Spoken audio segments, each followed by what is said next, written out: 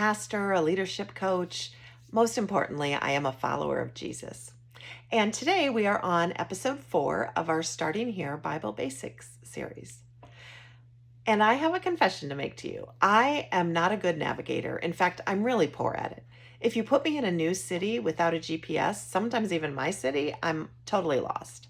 I need a map. I need to know where I am, where I'm going, and how those things connect. And I think a lot of people feel that way about the Bible. So today, before we start diving into individual stories of the Bible in the next few weeks, I'd like to start with a map of sorts, a big picture view of what the Bible story is actually about from beginning to end. Are you ready? Here we go. The Bible begins with one of the most famous sentences ever written. In the beginning, God created the heavens and the earth. And then, in a really beautiful, breathtaking poem of a story, God creates everything: light and sky and sea and plants, animals, and then finally human beings. And God looks at it all and says, "It is very good." This is the first act of the story. And the word I want you to think about for this act is good.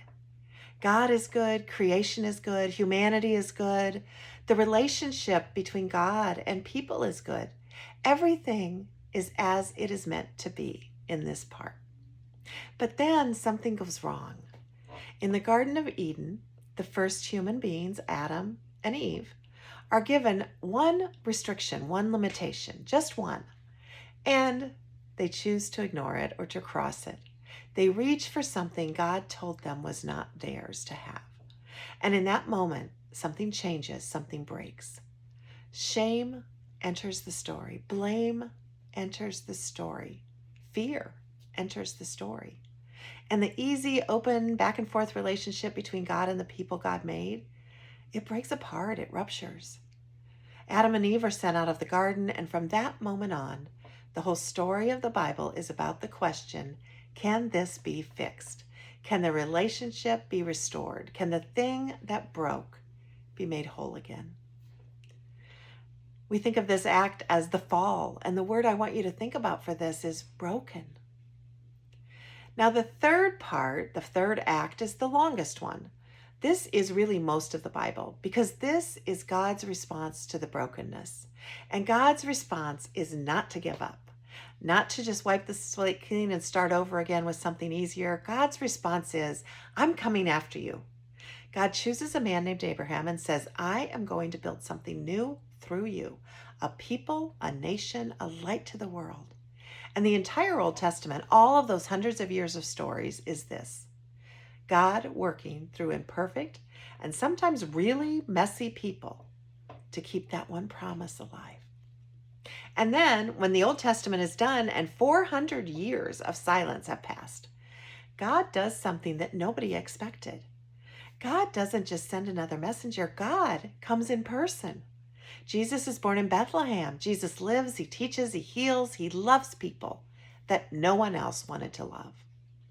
Then he's executed on a Roman cross, and 3 days later, Jesus rises from the dead. As Christians, we believe that in the death and resurrection, the thing that broke back in the garden, the broken relationship between God and people, is finally, completely, fully healed. This is redemption. It means brought back, restored, made whole. So the word that we think about for this act is restored. But here's the thing. If you look around our world today, it doesn't look totally fixed yet, does it? There's still a plan. There's still injustice. There's still loss. There's still death. Christians don't pretend otherwise, and the Bible doesn't pretend otherwise.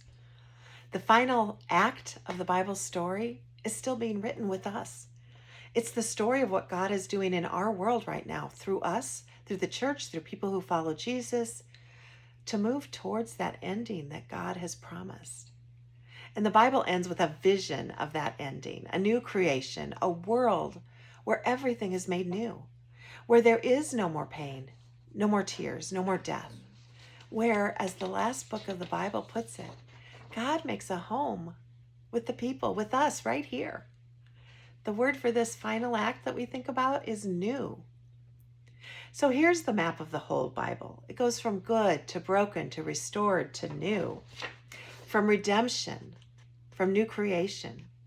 Everything you read in the Bible fits somewhere on that map. Every story, every psalm, every prophecy, it all lives somewhere inside that ark. And here's the thing that I find most remarkable. You and I live somewhere on that map too. Right now, we're between restored and new. We live in the space between what's already happened, the death and resurrection of Jesus, and what hasn't happened yet, the final renewal, restoration of all things. And the invitation God gives us in the Bible is to know where you're at on that map, to know what God has done, and then to join the story. Beginning with our next episode, we're going to begin walking through those stories themselves, beginning right at the beginning. And now you have a map to help you see how each story fits into the bigger question. So your question to think about today is, where do you feel like you are in this story? If you had to pick one of those 4 words, good, broken, restored, new, which one feels most true to you right now and why? There's no wrong answer, right? Just an honest one. And that's always the best place to start. So beginning next week in our episode, we're going to do something a little different, and I think you're going to love it. Before we head all the way back to the beginning of the Old Testament, we're going to spend a little time with Jesus first, because honestly, meeting Jesus early on makes everything else make more sense. So we'll take a couple episodes in the Gospel of Luke, just enough to kind of get your bearings a little bit, and then we'll go all the way back to Genesis. And we'll walk through the entire story together from the very beginning. Those stories of faith that were waiting for you all along, we're going to find them together. If you want to follow along, like and subscribe so to make sure that you won't miss any. And I look forward to seeing you down the road.